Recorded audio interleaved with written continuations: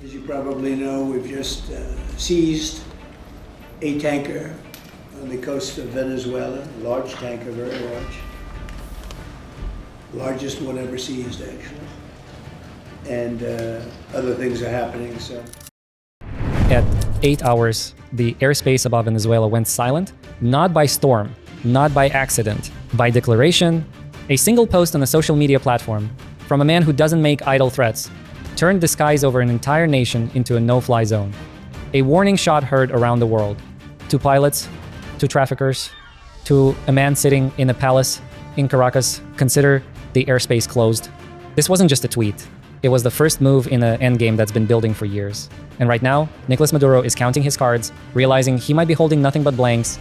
The United States has drawn a line in the sand. Or more accurately, a battle group in the Caribbean. Ships, aircraft, assets, all repositioning, not for a drill, but for a decision. The question on every intelligence report, in every briefing room from Miami to Mar-a-Lago, is no longer if the regime in Caracas falls, but how, and how soon. But this isn't about invasion. This isn't about another forever war. This is about precision, pressure, and a single, inescapable truth Maduro can no longer ignore. His entire house of cards is built on a foundation of crime, and that foundation is about to be removed, bolt by bloody bolt. Let's break down the board. First, the military pressure. It's real, and it's multifaceted. It's not just one carrier group steaming ominously offshore. It's a comprehensive campaign designed to demonstrate one thing to Maduro and his inner circle. You are surrounded. Your waterways can be monitored. Your airspace can be controlled. Your ability to move, to smuggle, to breathe as a regime is at the discretion of a command post thousands of miles away. We've seen this playbook before. 1989, Panama. 1994, Haiti. Presidential decisions made in our hemisphere to remove a dictator who became a threat. No decade-long occupation, no nation building, a surgical application of force to achieve a strategic objective, regime change. The tools are more advanced now. The intelligence is sharper. The target is clearer. And the target isn't just a man. It's the machinery. Maduro isn't just a socialist dictator clinging to power. According to U.S. indictments, he is the alleged kingpin, the head of a hybrid criminal state. The Cartel de los Sols, the Sun Cartel, isn't just some gang operating in his country, it is his government. Military officers, officials, all woven into a narcotics network that props up his lavish lifestyle while the people of Venezuela starve. And its tentacles don't stop at the border. Its enforcer arm, the Tren de Aragua, has metastasized. We're not just talking about crime in Latin America. We're talking about operations reaching American soil, sanctuary cities like Chicago, and incredibly, a tropical island 6,000 miles away. How does a Venezuelan terrorist gang end up in Hawaii, in a raid with 44 arrests? It's a stark, chilling data point. A symptom of the disease that was allowed to spread because for years, the southern border was a sieve. A lack of vetting, a policy of neglect, and criminal organizations exploited it.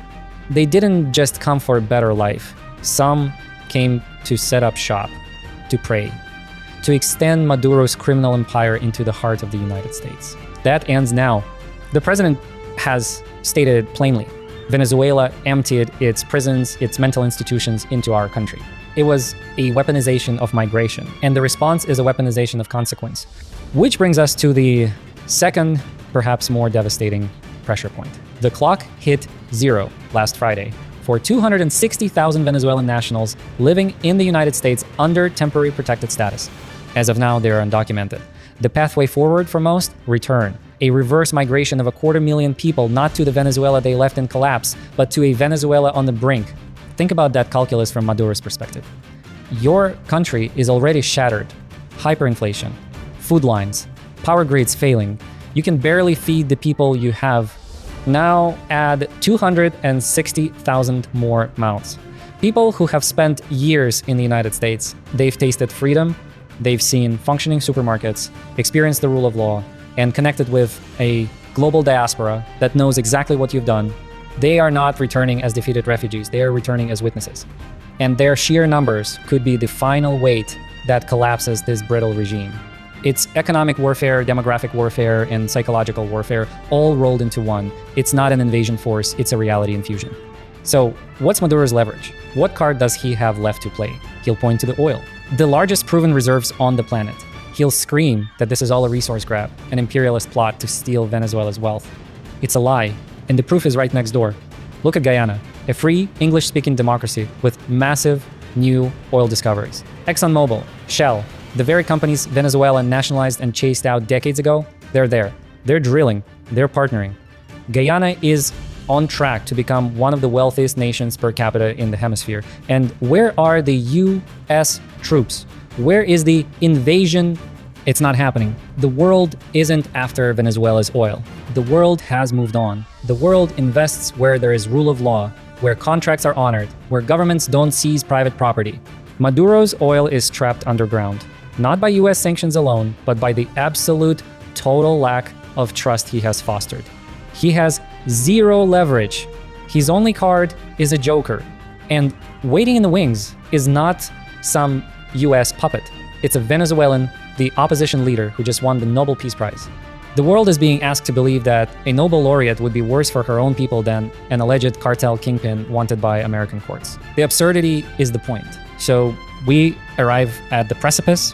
The military option is on the table, but it's not what you think. This isn't about boots on the ground, slogging through jungle streets. This is about intelligence, satellites, precision. Imagine a single night, a coordinated series of strikes across the country.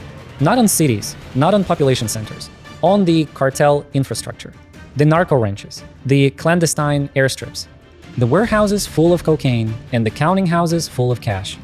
The very assets that keep the Cartel de los Soles in business and Maduro in power. Surgical, devastating, over before sunrise.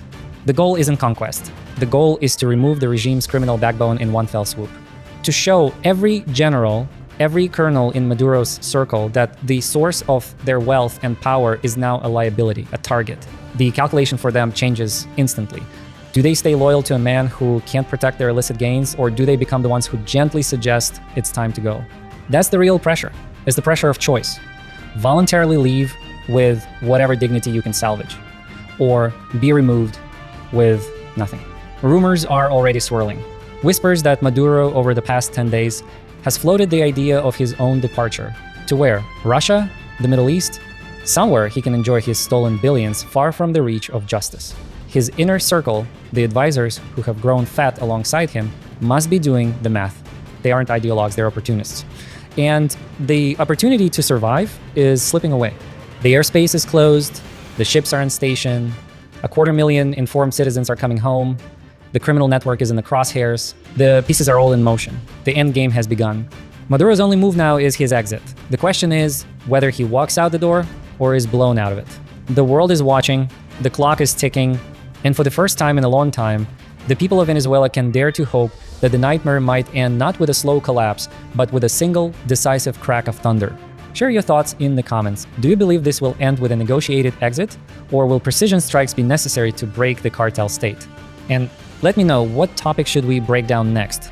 The real strategy behind closing the airspace, or a deeper dive into how criminal networks like Tren de Aragua have infiltrated the Western Hemisphere? Your choice. Comment below.